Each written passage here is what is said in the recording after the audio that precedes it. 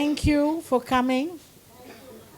And thank you, tenors, for giving us this absolutely new ambience, truly intimate theatre, like Prithvi Theatre in Bombay, many long years ago. So it's enormously appreciated that Aritra Sarkar has made the time for us today. And he's going to be on a slew, you know. You'll find Aritra Sarkar, Aritra Sarkar, Aritra Sarkar for all the launches coming up. So I thought we'd beat them to it, you know. Rising Asia Literary Circle. So let's give you a little preview of the flowchart so that we all know what's happening. There are lots of voices who are here, want to be covered, we want to hear. So each person is going to be given about 3 minutes. I'm very proud that my alma mater, Loreto College, is represented by Professor Shukarna Mitro, and of history, and her student Oishani Chakraborty. So we get to hear both sides of the story. Again, welcome to all of you. Welcome to the president of many institutions, but particularly for us today, Mr. Deb Mukherjee, the president and the head of the Rising Asia Foundation, and all the other modules that belong to the foundation, and my partner Harish, in crime and otherwise, will talk to you a little bit. And again, I beg you to keep to all your 3-minute limits. Thank you. I wasn't told that I have to say anything. So anyway, I welcome all of you, and I will request Mr. Deb Mukherjee to say a few words of welcome. Thank you very much, Harish, and many thanks to Julie for inviting me to be part of this, shall we say, very august gathering. Very no, but what a wonderful, as she rightly said, what a wonderful ambience. Well, frankly, when Julie asked me to come this afternoon, and I was reasonably all right, comfortable with the time, I was very intrigued by the title of the book, because it reminded me of, I think, was it Elvis Presley's? Yes. Are You Lonesome Tonight? And I said, what's it all about? Frankly, I have to admit to the author that I haven't read the book, but it certainly threw up some questions. And in today's context, time context, you know, it reminds me of Charles Dickens's Tale of Two Cities, the best of times and the worst of times. Best in certain respects, but worse in certain respects, because we are in a very peculiar conundrum. You know, with our over-dependence, I find, on digital enablers, so to speak, augmented reality, artificial intelligence, and then, of course, coupled with social media all around us, that's gradually drifting us away from interpersonal, person-to-person interaction and interface. And possibly that could be one of the reasons why, though not ostensibly you feel you're isolated, but in your inner sense, especially for people with enhanced sensibilities, they feel isolated. I don't know if that's one of the perspectives you take in the book.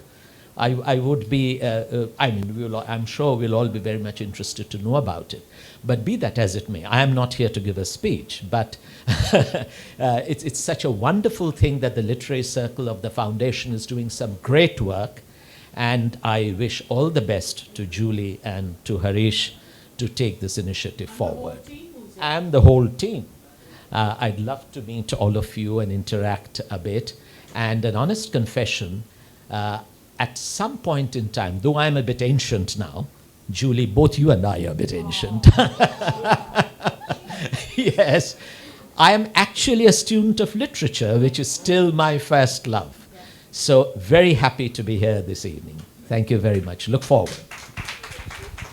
So I might just add, as usual, A little bit about us for many of our people who haven't been to our book discussions or other programs.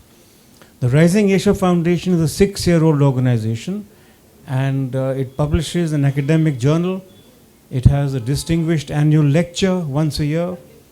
It does other academic geopolitical type events, and it has a very burgeoning and bustling, booming literary circle. We, of course, depend on the generosity of donors, corporate donors, sponsors, to keep the wheels of the foundation running, because it's a non-profit organization registered as a trust in West Bengal, and we will continue to do such literary programs in addition to other programs through the year. So thank you very much, Aritra, for coming, and I hear your book is doing wonderfully, and the royalties have started pouring in, which indicates just how good it's doing. Thank you. Being a literary mate, I thought it'd be nice to just put Are You Lonesome in its cultural context for the moment. And I would just like to shout out to Eleanor Oliphant, Is Completely Fine. That's the name of the book. Quite amazing, really. Written by Gail Honeyman. I don't know if any of you have read the book, but it's about a woman, unbelievably, who wears the same clothes, eats the same food, is from the upper echelons of society, and doesn't brook any criticism. She lives her own life without meeting anybody else. But then there is always a twist in the tale, and she crumbles. So the first time I met Aritra, I got a very strange feeling. You immediately feel there is a certain, either a jouissance, you're feeling very happy, or you feel there's more to this man than meets the eye, or you feel, yes, I'd like to read the next book he's written and he's writing. Innocuous day at Oxford, somebody launching a book, and then there was a seat next to him, right in front, and I was urged to go and sit there. And it was a strange feeling of déjà vu. It's like somebody who shares some thoughts with you. And I was wondering, I haven't seen Aritra, and I've been back from Canada for about 8 years now. So I got chatting, and it was very interesting to see, thank you, it was very interesting to see that he talked about this idea of how we are all in a cultural setup in society, but many of us are disjointed and perhaps scared of rejection. So it was a very, superficial kind of conversation. But at the end of that conversation, before the event started, I remember saying to him, you remember this word rejection that you say, and people are lonely? In my office hours at University of Toronto, I had a guy who was he was a dude, any girl you would imagine would want to go out with him. One day he came to talk to me about something completely different, and then he said, I have never dated in the last 3 years, face to face, or meeting the person. So I said, why? How do you date? He said, on the phone. So I said, you date on the phone? How does that happen? And he explained. I said, why? And he said, it's very simple. On the phone, if you've written, I love you, crazy about you, you can delete it. But if you meet the person, it's a different story. You can't really delete it, so it becomes much more complicated. So with that sharing with Aritra, when I read his book, many thoughts come to mind as somebody who processes literature, is a literary critic like many of us are, and you'll hear all those voices. I felt what a absolutely swell mind. Strategic, uses different genres, uses the aphorism, uses the explanation mode at the end of the story. So you are given almost a way to look at the guidelines he's putting forth to you. Never, ever do you feel that you are being spoken at or being told how to think. But with that, I'd like to open the floor with maybe a 10-minute chat with Aritra. And I would love to know how he thought of this book. There are many self-help books going around, but this is not just a self-help book, right? And I can see, Shukarna, that we've had this conversation somewhere. And how did you visualize you were going to put stories and then let people find a way to figure out, okay, so what did I share with that person? So this book has actually been born out of a journey, really. I mean, it's didn't really come overnight, in a manner of speaking. It actually took place, it's part of a journey which started about 14 years ago. And it started with essentially some very, very chaotic events in my life. And that's usually, one of the spurs, you can say some triggers for authors to actually move forward. And around that time, I just thought the only way to really get my emotions out was through writing. And then I just started journaling. I started sort of expressing my emotions, whatever I was feeling, and there was a whole smorgasbord of emotions out there. And then slowly and gradually, these feelings started to develop into take different forms.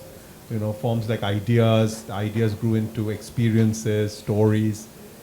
And so I actually composed a whole bunch of stories, short stories, parables, in a manner of speaking, where I was trying to make sense of the world to myself, because nothing was making sense at that point. And I'm sure everyone goes through that period, right?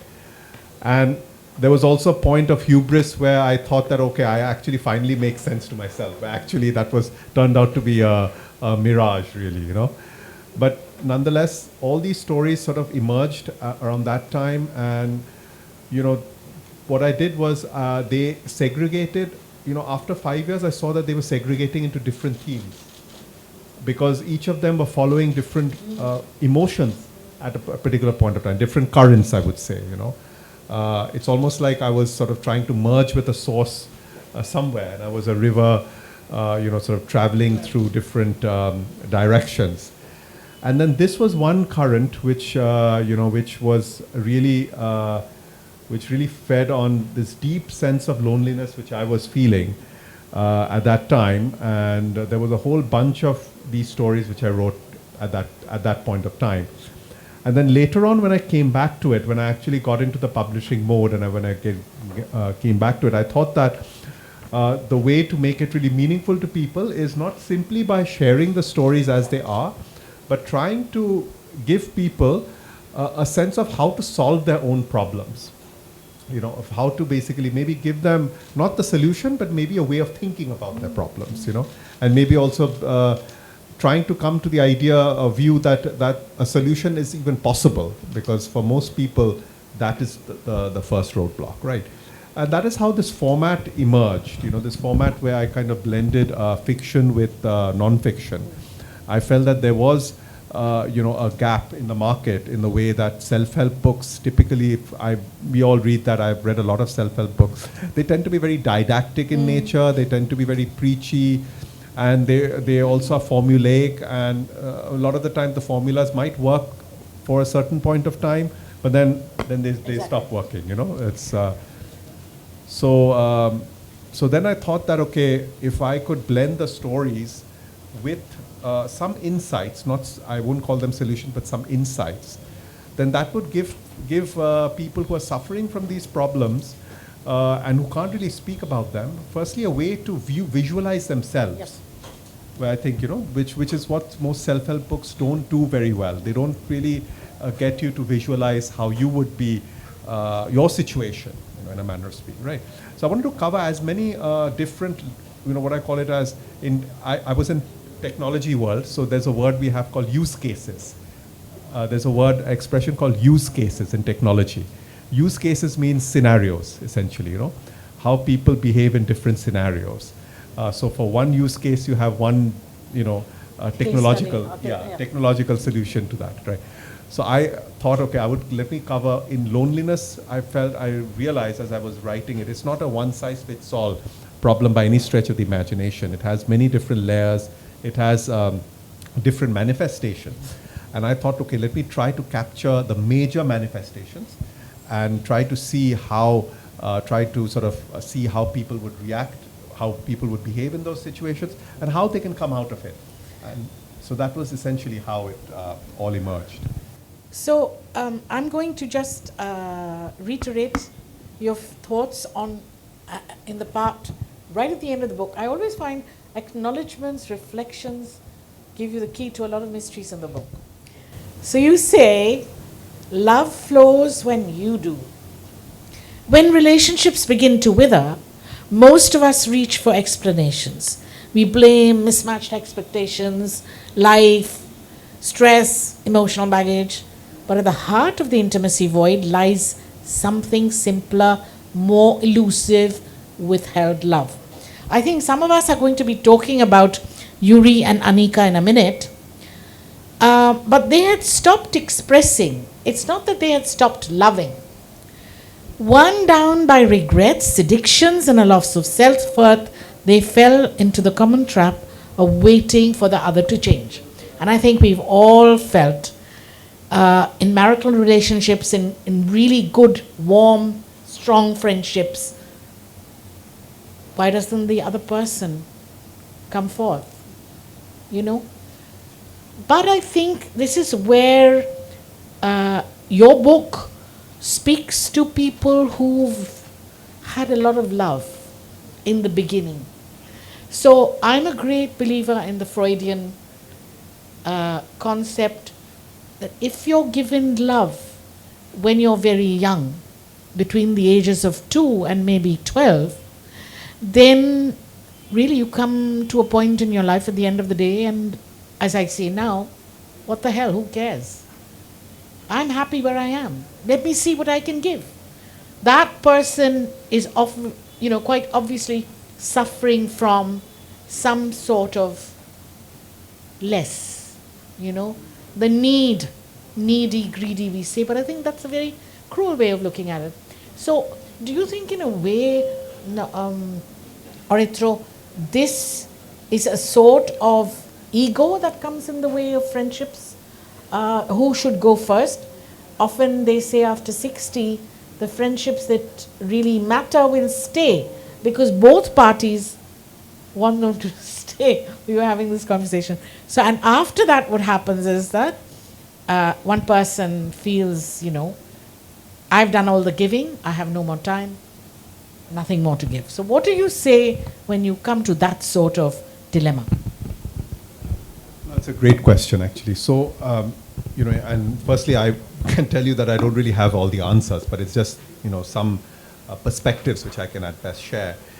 There is this trap, I think, of waiting for the other person to make a move, and where that comes from, I think, is definitely ego is part of it, but I think part of it is really a fear of rejection, at the end, the fear of being hurt is, I think, a very important sort of trigger over there. And, so it's like, relationships are a dance, at the end of the day. It's a dance, It's not really, I don't believe that, things just happen automatically in that regard, I mean, to some degree, yes, energy flows, but you have to also, take on board the energy and catalyze it within yourself. If you are going to remain the same, it's not going to work even if you have the best of intentions, So the question to ask is, when does the dance stop?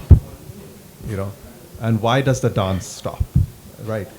Because even if one person stops the dance, the other person feels that it's not going to work, right? So therein, lies a lot of things. It basically is a hollowing out of devotion at the core of it. The hollowing out of devotion, which ends up in not being able to express one's love or not expressing one's love, right? And it can be a lot of different things, but there's a core wound ultimately. There's a core wound which never got addressed, really. And which sort of over a period of time it just becomes more and more, I think, septic, and until then, it starts acting up in ways that you don't even know, right?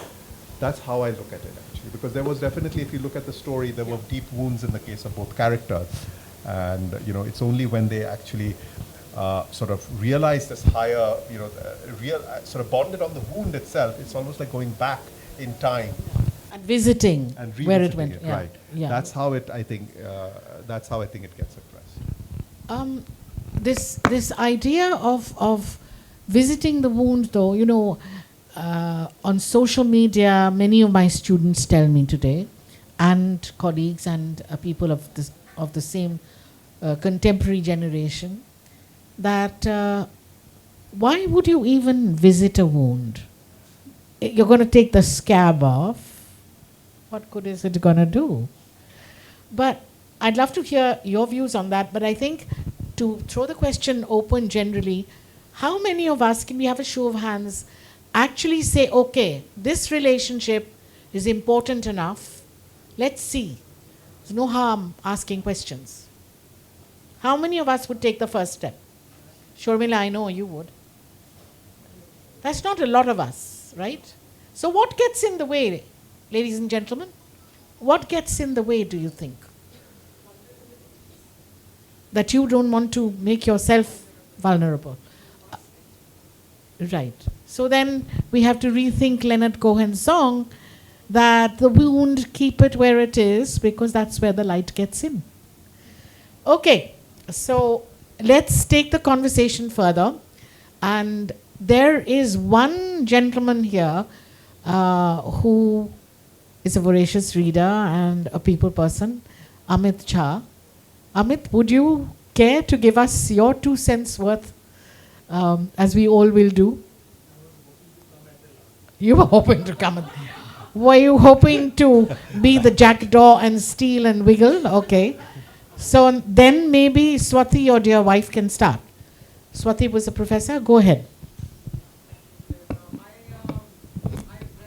Congratulations on it, book. It is, I can say, I don't think you disagree.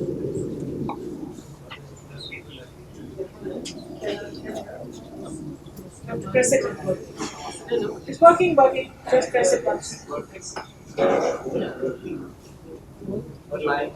Yes, now it's good.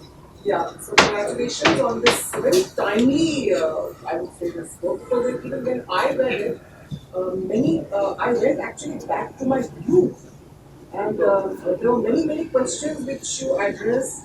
The void of companionship, the void of friendship, the void of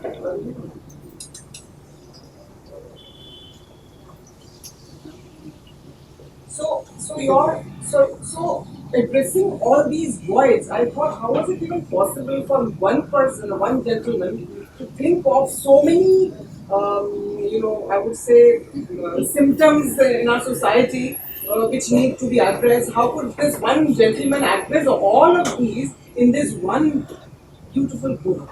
So I must read this. Usually when you said, I said, no, I must read this because so many of these very topical questions, which even I have discussed with my daughter, with my husband, with myself, I've asked these questions. Which it was a beautiful book. Congratulations again. And one thing I would like to ask you, one couple of stories really interested me. One was the Scatman.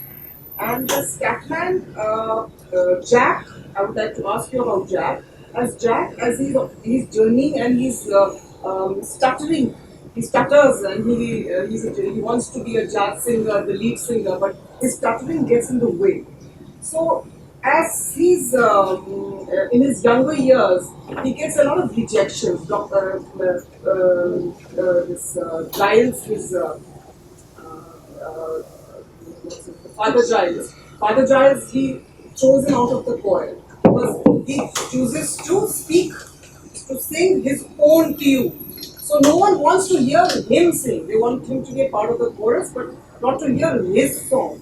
Then again, when he joins the other ladies, the foxy ladies, with the other Miranda. So Miranda also throws him out of the band, the ladies' band, because he wishes to sing his own tune. He wishes to his voice to be heard. So what I felt when I was listening to Jack, that he's had all these rejections, and his father who wants him to become accountant, his mother who doesn't have a voice in the house, as he's journeying and he's facing all these rejections, how is it that here I don't really see any moral support being provided here really?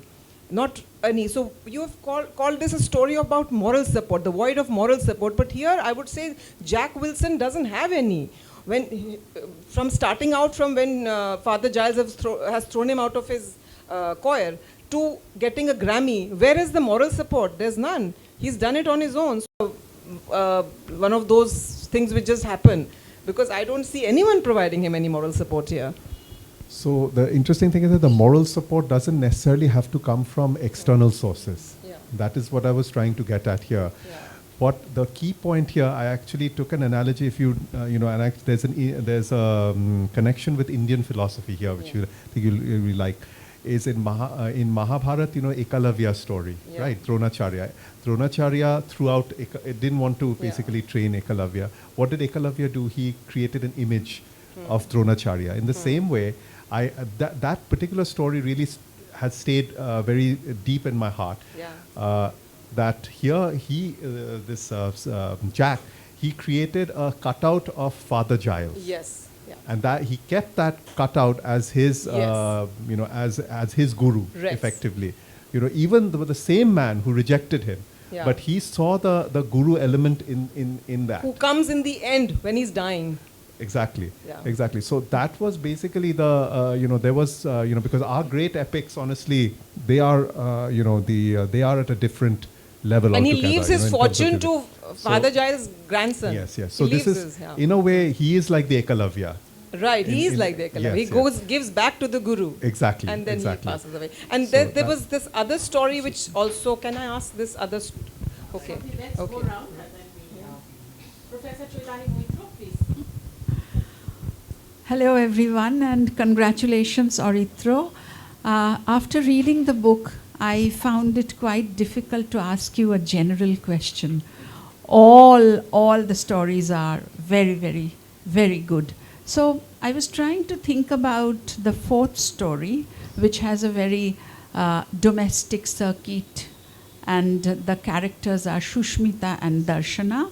And I felt that the radiance of this story comes from the interactions of Shushmita and Darshana, where gradually all the outside social factors get subordinated and the inner selves become prominent. So when this happens at the end of the story, after many steps which I can't sort of enter into the details now, and one line keeps coming back, printed in a different form: in the beginning there was darkness. So my question to you would be, are Sushmita and Darshana doppelgangers? Also, I felt like Freudian uncanny crossing my mind, where the shadow of silence plays an important part. I wonder whether these crossed your mind, and if not, how would you explain the social placing of Sushmita and Darshana? It's a really good question, actually. So, essentially, when I started writing the story, I had initially written a story called The Mistress and the Maid, which was set in France, of all things. And I had written this actually, more than 10 years ago, right? And then when I was going back into the book, I felt that, there was some interesting elements from that story But there was something missing in that story, which I had not really been able to sort of crack at that point of time, which was the social dimension. I felt that's very important. And therein, I felt that, okay, I have to rewrite this story, but within a known context of India, particularly Calcutta, of course, because I'm very familiar with Calcutta and the dynamics here. And the whole thing of, the way we, for example, we look at our maids or domestic help, for instance, is quite contradictory if you think about it in India, right? Because at one level, they're very close to us and they're almost like our family in a lot of cases. We can't really do without them. But on the other hand, there is definitely a sense of superiority that we do have, or a sense of, I would say, otherness, and a sense of like the fact that they are limited in certain ways. They have a ceiling. There's a ceiling concept, right? So I wanted to bring this dimension into this particular story, which is very important. And I felt that this ego that comes within us is largely coming from the fact that we are afraid of what others might think at the end of the day, right? Our ego is for our own social status, actually, if you think about it, right? So I wanted to connect that whole ego of the social status with the fact that how that is actually dragging us down, in unconscious ways towards loneliness and towards lack of mentorship, right? So that was the whole thing. Thank you so much. Well answered. Can I ask Shormila Mohan, please, to give your feedback and perhaps ask a question? Or would you like to comment on his book or later?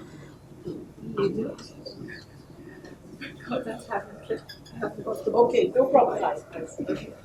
So what we'll do then is maybe Professor Mitra, would you like to talk a little bit about what your feedback would be and how it would relate to your opinion about the education system and what comes to you in the classrooms? Can I speak? Then we have to. I can speak. I'm sure I'll be audible from here. Thank you. Hello. Yeah.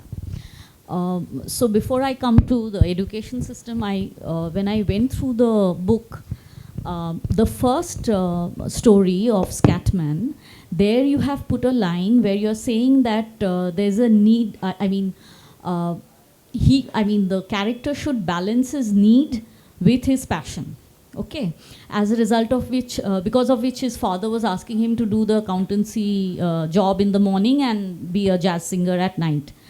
I just want to ask you that to what, no problem. To what extent is this applicable, particularly for artists? Because most of the time we have an image of artists, especially in India, that they won't be thinking about, they won't have a practical approach. I mean, artists are supposed to be imaginary, live in an imaginary world, and they are supposed to be have a bohemian lifestyle, not really think about their daily mundane things. But this idea of balancing both, do you think, I mean, obviously you think, I don't know whether you think that is important, but for an artist to survive, particularly in today's world, do you think this is necessary? Because everybody cannot be an accountant in the morning and be a jazz singer at night. So what will they do in that case?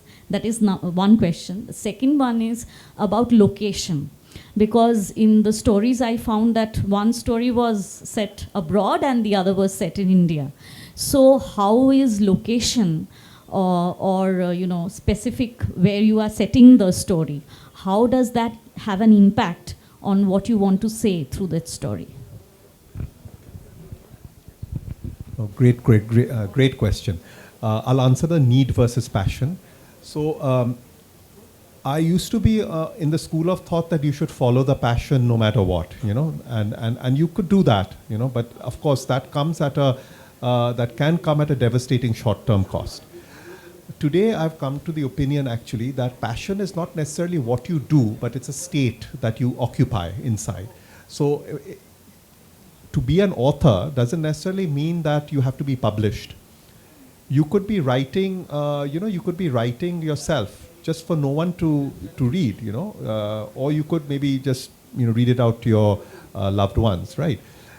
So in the same way, it's basically something which helps you to connect to the wider universe. And if you think about it, then for that, really, you don't need more than few minutes, actually, necessarily, for you to really reach that state of connectedness, right? So I've come to the belief that we should think of it that way, as really expressing our true self in that way. And if that takes us in a direction towards commercial success, then that's its own journey. But sometimes it doesn't, and it doesn't have to necessarily. That's also. okay as well. That's okay as well. But the fact is that if you're a person who's connected and you're following it without attachment to the result, I think that is where the core is. If you're yes, that is where so then it doesn't really make a difference, right? Then you are in that state. You are in the state of passion, as I've sort of called it, right? And as far as the second question about the location, I wanted to pick specific locations which would sort of resonate with the themes. Many of the stories were written I would say were written earlier, at least the skeletons of it. And so I thought it would make a good sense to have a sort of diversity of locations. And I actually later on I added there were mostly international stories before, but then later on, with what's happening in modern India today, in terms of the social disintegration, family life, and all of that, I thought it's very important to bring in the Indian context much more deeper, which I've tried to do in this round, actually. So you have one story set in Bangalore, for example, which has its own kind of vibe today. Modern day Bangalore, it's a very strange kind of place. Then again, you have Calcutta, of course, but a specific, I would say, specific domain issue in Calcutta. Great, thank you. Okay, let's have. I never remember that name. Oishan. Please come and tell us what you think about. Sir, you have written about many different voids: intimacy void, connection void, friendship voids within the book. Now, especially in loneliness related to social media now. Nowadays, social media is not only different apps, but especially the use of AI, which is being replaced as a sort of connection with actual human beings instead of even people from our generation. They're not talking to actual human beings on social media. They're talking to AI chatbots or AI people. So what do you think that sort of loneliness, what would that void be? And my second question will be, the 6 stories are wonderful, but if you could write about a different sort of void or add a 7th story to the book, what would it be? Look, there are n number, right? I mean, these were what I call it as the major ones which came to my mind again, and also speaking to people, things like that. I mean, so there could be many, but you have to look at essentially the different, I would say, faces of loneliness, which is how the book has been sort of organized, right? So I would have to think of another face, which is very common. And of course, because as society changes, I think loneliness will always remain, maybe even grow deeper over time, actually. So what you are saying right now, it might be showing a certain, I would say, evolution of society, and that's showing up in the way people are interacting with technology to fill this void. But ultimately, I would think that they're filling one of the voids, of the 6 voids, actually, in that sense. But I wouldn't think that there's actually a newer void with this. It's just that they have a different outlet towards expressing this void, Newer voids will come. Voids will. As we move on. Thank you. Anju, let's hear what you have to say. Being a psychologist, how do you look at it? Thank you, Julie. A very warm good evening to everybody. And great congratulations to the author. I seriously enjoyed, getting into the deep recesses of one's mind, the bottom of every heart. And like getting into the atoms and the molecules of, like raw emotions, raised emotions, cultured emotions, and then getting to the bottom of it and realizing that we are all so similar. We are all so related to each other because of a common web of, these complicated issues. The 6 stories have a thread in common, and that is a silent epidemic of modern isolation. I mean, the whole world is your friend, but you have no one to talk to, that kind of a thing. The social networking is a very strong example of that. Everybody, you know everybody, but you don't know your own self. So, and I think we mask our vulnerabilities. We do have, all of us, we are not complete without vulnerabilities, and we mask it. That is a new form of covering up, I would say. The stories are sad, quite sad. And most of us, I think we associate ourselves this way or that way, somewhere or the other, with one of the characters. And there is a lot of ruthlessness, there is a lot of helplessness which is felt. And how they, like, in order to get over it, use different kinds of steps, from extramarital to the stutter. There is a web of complicacies which is very heartening and very difficult to process. And I really congratulate you once again for having dealt with it so beautifully. Psychology is my favorite subject, and the way you've dealt with it is so finely, so intricately, and so beautifully. And I think one of the underlying reason is a strong absence of trust in one another. There's a huge trust deficit. There is a lot of need for validation. I mean, you have to like what I say or what I do. If you don't, I'll go to any length, any extremes to make you accept it. If you don't like it, I will still go further. If you don't like it, I'll get into depression, So that is another one, the hunger for validation. And self-pity, I think that's another reason, I mean, the first story, the character says, I'll die unloved. I will not be loved, So I think that is the saddest part of it, you have to love yourself. I think we all need to do a kind of a life audit, and we need to write our own appraisals. That is very important. And I think it is a self-validation which most of us don't have. We need to find it out for ourselves, We need to acknowledge our own presence and our own worth. There's no self-worth in anybody these. Like I said, all the stories is like a mirror to us, It's like we see ourselves in that. Thank you so much. It was a very tasteful experience. Thank you. Thank you. Aritra, you know what my father always said to me? If I came home and I said, আমাকে একটু কিছু ভালো বললো না, or I'm always supporting her in the school. He said, what? Julie, you're not chocolate. Not everyone is going to love you. But I still feel that. And Anju, I'm with you all the way. The first thing that Aritra and I also discussed was, that's why he says that self-love has to come first. And I think when Anasuya, you and I had a conversation on the phone on this, we all three agreed that only if you validate yourself and you feel utterly comfortable, can you be what you talk about being a compassionate journalist, a compassionate corporate, a compassionate teacher, whatever. Right? Yes, please, Shapa, go ahead. Good evening, everyone. I have to first admit that I have not read the book.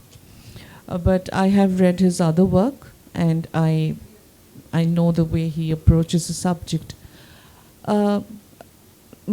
Most of you don't know, but I have spent 45 years being a teacher. So my concern is the loneliness that I have seen in children, in school, outside school, peer pressure, parental neglect, if I may use that term. The fact that I've had children in class who have tried to give me stories about why they couldn't get their report cards signed, and I would, try and understand the excuses until the child came up one day and told me, when I go home, they are not at home. When I go to sleep, they are not back. When I come to school the next morning, they are not awake. So, miss, how can I get my report card signed? I left it on the dining table. Even then, they did not sign it. So, this kind of loneliness, I'm not sure whether we can put it into any kind of formula. It is completely the parents' responsibility. And today's parents, sometimes, of course, there are exceptions for everything that one says, but today's parents are very aggressive. They are very quick to defend their children, knowing perhaps that they have not done the right thing. And when we were being raised, now this is going to ideally sound like a very generational thing. Amade shomay erom hoto na. True, but then times have changed and everything has changed with it. But if parents and teachers and the schools in general, if they don't put their heads together, and if they don't find a common platform where this problem can be addressed, because they are the future, they will grow up into difficult, dysfunctional, depressed, entitled. The list is very long.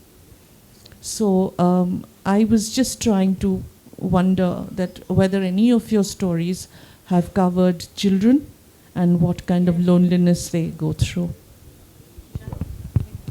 Well, I think in the book, I would say the youngest character, I mean the childhood phases have been covered in certain characters, not necessarily focus entirely on children. And particularly one of the areas where the youngest character, I would say, was I think in the fifth story called Craft, which is basically about the male loneliness and the male incel phenomenon, which is really, like, I think come up in a big way into the spotlight in the media. But that's a bit of a reflection of how the loneliness can infect the youth going forward, and it's very scary. Very, very scary sort of depiction there. It's not for the faint-hearted, for sure. For women, of course, for girls, it does affect a little bit differently. Because over there, a lot of times what happens is girls have a wider network, a wider circle of connections generally. But there the issue is that they do not really have much authenticity within that. There's a lot of competition and a lot of politics going on within there. It's a whole different thing. But in the case of men, for young boys at least, which was not the case when I was growing up, is that many of them have zero friends. Like, I'm talking about absolutely zero friends. And that situation wasn't there earlier. Because earlier, even, let's say, I was fairly distant but I had a few friends here and there. But you have people with zero friends right now. Wasn't really a friend. It was basically, an acquaintance over there. If you really look at it close, it was an acquaintance who shared the same problem, the same pain. But it wasn't really a friend per se. And that's an example of where it's going, and that's happened in the West. So I mean, I'm sort of afraid that this same situation might actually unfold here. Over the next few generations, because it has in certain parts. If I don't, step in to very stormy waters, but I have noticed one thing, and this is what I was going to come to. Angry young men.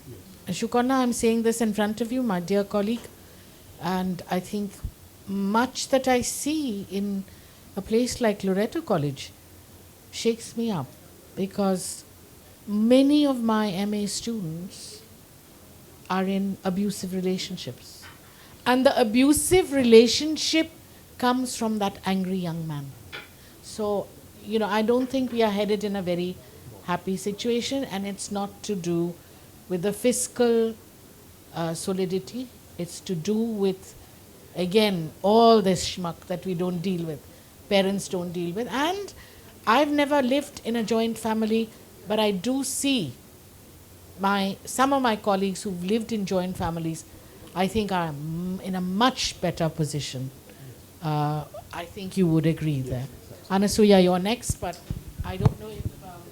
Thank you. you want to say something? No, please. Congratulations, Aritra. It was a pleasure also chatting with you before we started. And good evening, everyone.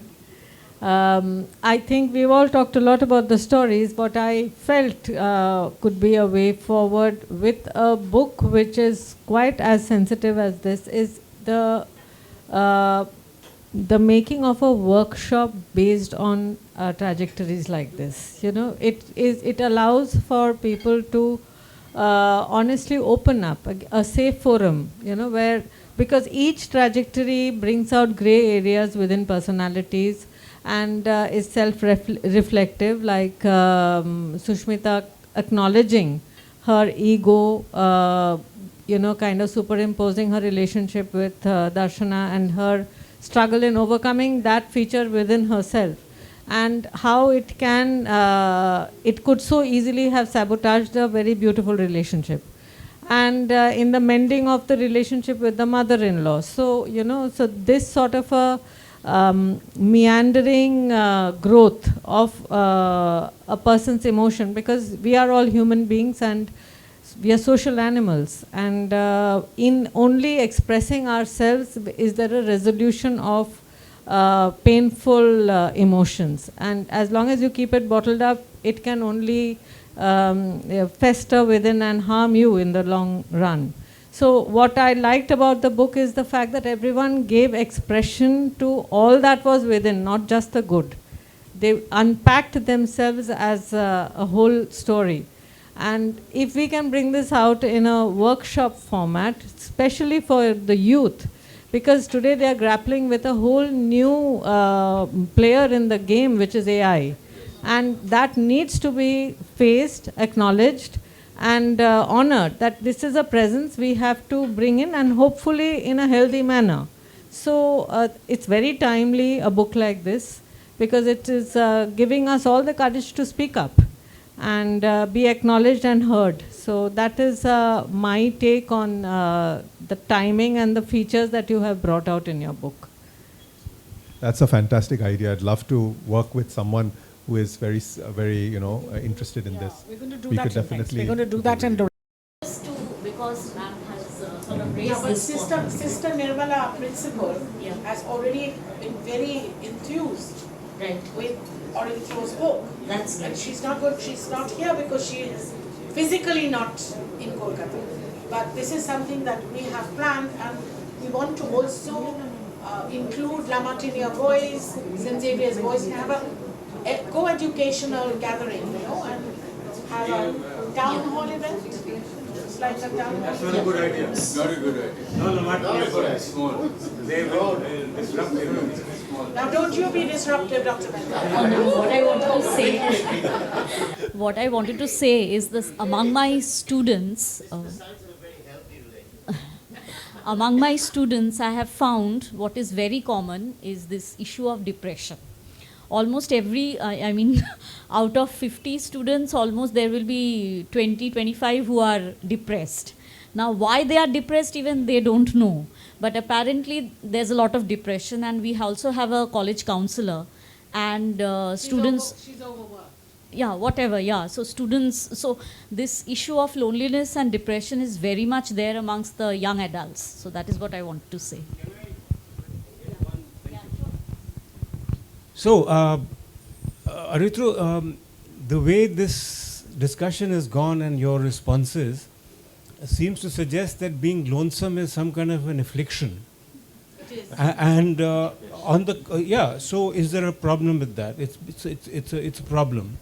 Now, there were friends of mine when we were growing up that didn't want relationships. These young men were extremely happy being by themselves, and it's not that they craved female friendship. They had too much of it, but they kind of pushed it away. There are people who don't crave and are naturally not lonesome, and this brings me to the Buddhist perspective, which is the self, and the realization that really, you got to be inwards. You cannot find anything lasting outside. And anything outside is futility, it's an illusion. When you can't control yourself and your life, how the heck are you going to control X, Y, Z in your circle? So looking inwards. And also there are some other Indian masters who argue the same thing. And if you're going to kind of spend your time running around and trying to make as many friends as possible, do you have any time left to meditate? Real meditation, and kind of think about things, the time to do all of that. And I think in our thing of being dysfunctional and in schools, young people find that they're not being made parts of certain groups and they're being put on the outside. Perhaps they ought to be coached that these are all, they don't matter. And that, if you're being kept out, it's not because it's your fault. It's because perhaps you are a true Buddhist. I'm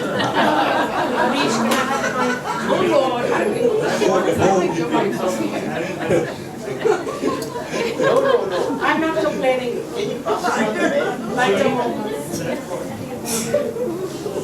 Please pass it on to Swarupa and Adurika. Your subject is so important and vast that different voices are there in this house. It's a huge subject, and we just now heard Harish giving a little bit of a contrarian but very important perspective. Actually, I feel that the problem with having too many senior people, not senior citizens, but people who are 50 and above, I think this topic would have resonated more with a younger crowd. That's my feeling, in the sense that all of us have gone through the ups and downs, and now of course the topic remains important for us too. Coming back to what Harish said on your question, I also had a similar view, but now he's already made a point, I won't like to repeat it. Loneliness as an existential question. Loneliness, surrounds everyone sooner or later, and whether connections will actually take it away. But probably you're not going that far, I feel. I may be wrong. And where you are going is to the point that toxicity disappears and everyone is happy. Now beyond that, if there is a real cure for the existential loneliness, that I don't know whether that is something, the topic for today. Maybe Julie can organize another meet for that. And one last point. Yeah, because most of us, grew up in joint families where loneliness was not too much of an issue. There might be issues of domination and all that, but not loneliness in that sense. Secondly, I felt that in your book you have posited creativity and sense of purpose as a key to achieving, to overcoming lonesomeness. Good, I agree with it, but at the same time, I feel that great writers and so on have created when they were lonely.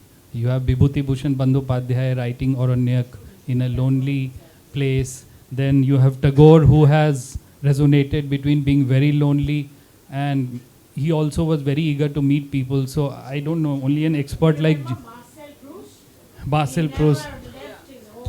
You have correct. Kant probably never left wherever he was philosophizing from. And I have my favorite director, Bergman, who of course married many times. So he was not lonely. But in the end, he left everyone. And in the end, he left everyone and retreated to an island. But beyond that, I will not. Sometimes very creative people are not happy. You have Virginia Woolf, you have Hemingway. They end up badly. Sylvia Plath. So very creative, but were they lonely? So creativity and loneliness. The relationship. Now that is another take. On this note, Not Ted Hughes wasn't a terrible husband. Not so easy, Julie.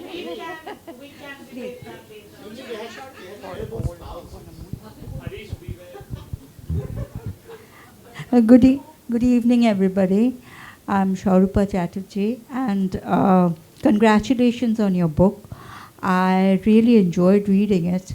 The first point, the last bit appealed to me a lot. Connection isn't found, it's made from inside out. This reminded me so much, as I told you, Julie, of E.M. Foster, Only Connect. And he had said that, we find that in his book, Howard's End, for the first time, when Margaret Schlegel says that. And Merchant Ivory. Okay, I read the novel actually. Loneliness is only connects the prose and the passion, the internal and the external. And that is what we have all through your book, where the theme is always loneliness, but we see different facets of that loneliness. It's like a diamond with different facets. Each side is different. Now, I'm going to specifically talk about the last story, The Emblem. And I have a question to ask you. Do you think that art is something that helps people overcome loneliness?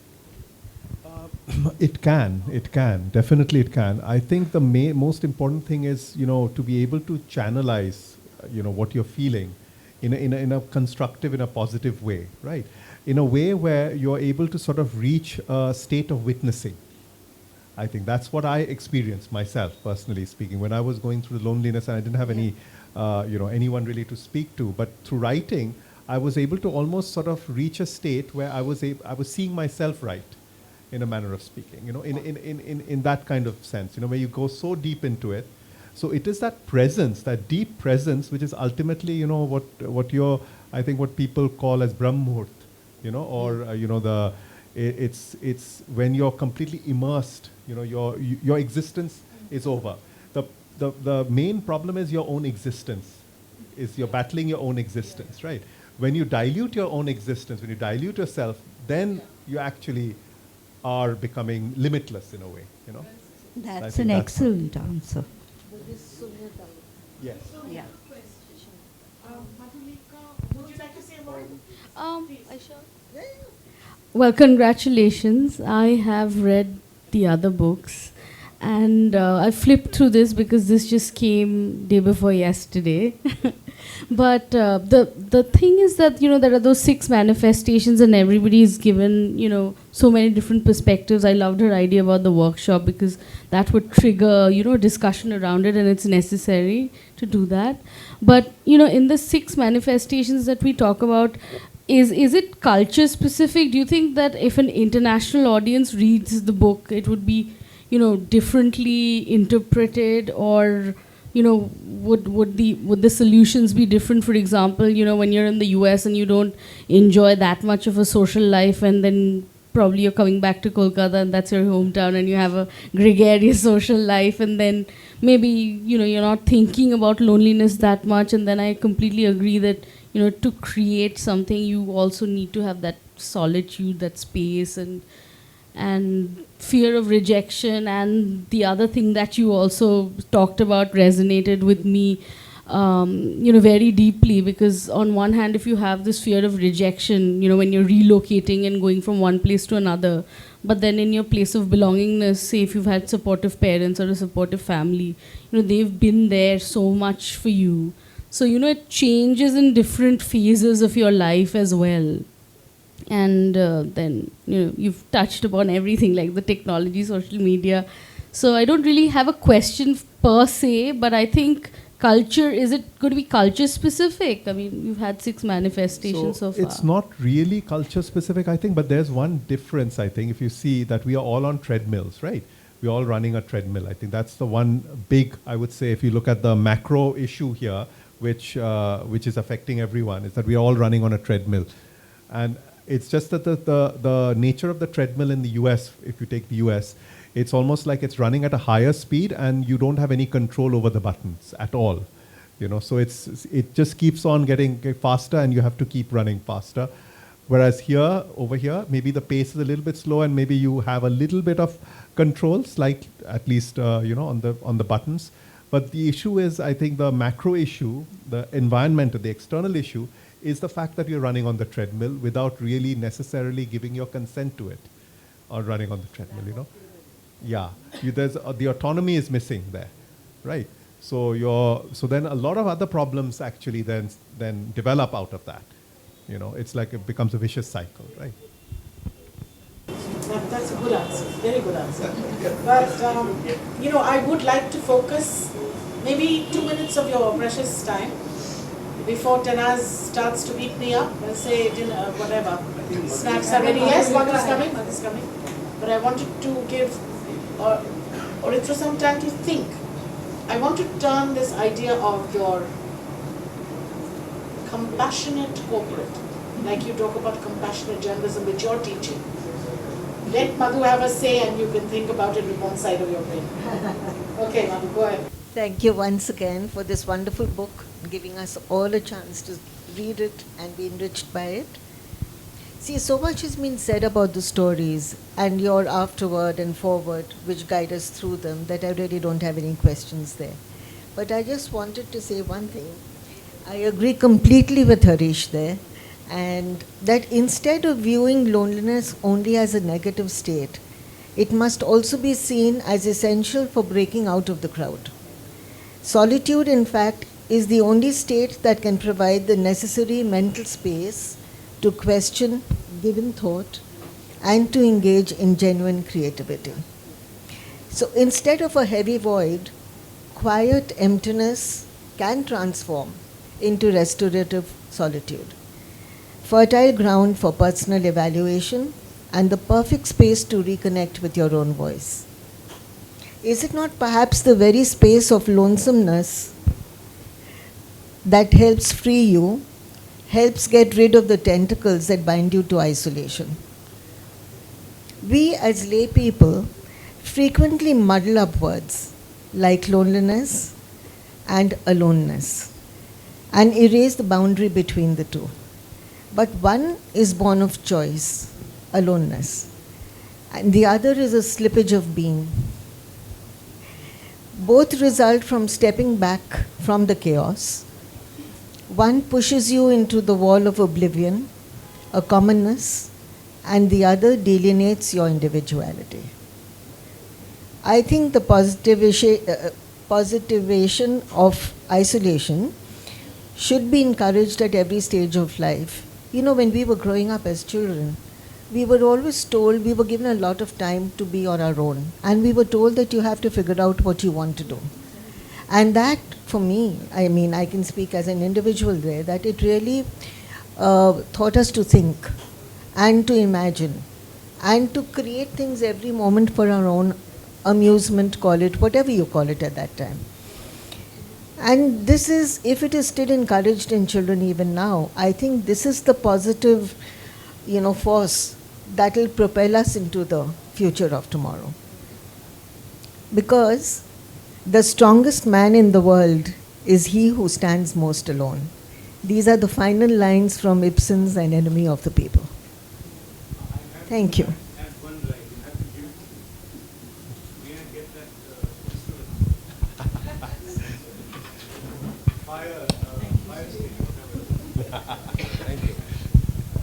So, right, being alone in school, I was alone because I got detention class.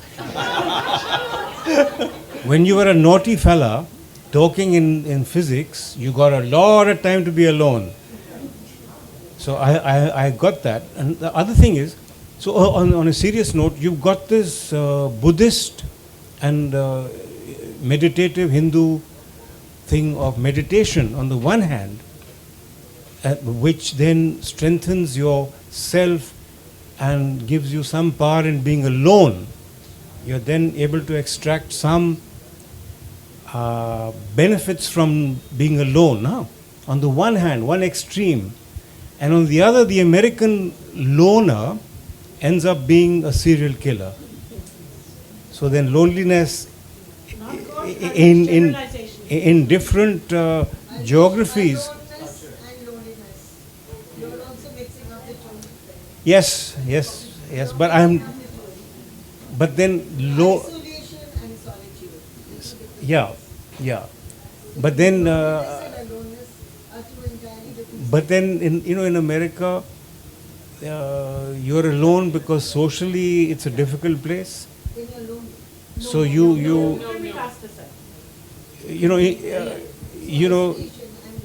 yeah. So you have to spend a lot of time by yourself, and then weird things happen in your head. But there's nothing wrong with a young person who doesn't earn enough in his early career or her early career to be dining out alone night after night. When I was a young chap in Bombay in advertising, I was always having lunch alone and dinner alone because I couldn't take somebody else with me. And then I used to often hear the other happy guys with their girlfriends saying, "Oh, that fellow is, he's always alone."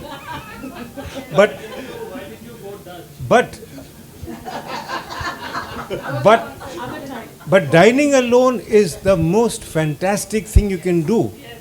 Because my brother used to always say that he used to love dining alone, not because he lacked friends, but he used to let the demons out.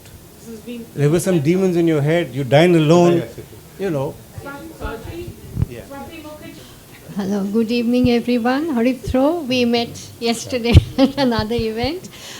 Everybody's been talking about the stories and the loneliness part of it. I would just like to congratulate you and admire your method of narration.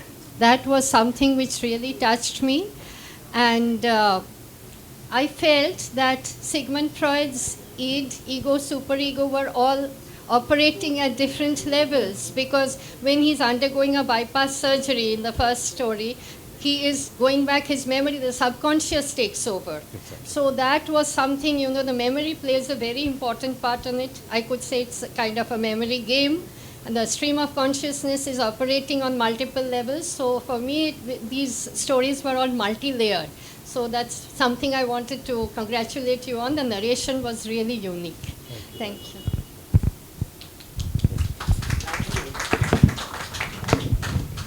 One small thing. Very quickly. There was this story in which Austin and Daniel, they both were there, and Daniel's mother later on rescues Austin from when he has shot, and Daniel himself has been killed. So I want you to tell me whether this is inspired from the gun culture in the States, because if it is, I've been wondering about why it has been happening. Can you just say a few words about that? Because each time there is a shooting in one of the US schools by these students or by someone, I start wondering. So this story was very pertinent. So yes, so that's an example where the story is very culturally, with a specific cultural context is there, and definitely that was operating in the back of my head, within that, because that's a very big problem over there. Over here, there's a different situation, but it's not as physically violent yet, but. Yes, but over here you have to understand the violence is conducted by men differently. It's conducted, and it's because we here we don't have that many guns, right? In America, the Constitution allows the ownership of guns. Over here we don't, but then the violence. Yes. Yes, schools have metal detectors. Okay. I think on that very happy note of violence and lonesomeness, I will say a very big thank you. I'm so happy Smita made it in her very busy schedule. So happy that Mr. Deb Mukherjee made it, Mrs. Mukherjee made it, and all of you made it actually. And thank you all for chipping in. We had a lot of fun because I cannot do this with every author. Aritra is very special that way, you know. He has that worldview and he's a global soul. But honestly, Shukona, we should take it up with Sister Principal Nirmala and do something with it. What can I say? Without you, this would not have been possible. And I'm so grateful. And thank you, Harish, for all the skylights being opened.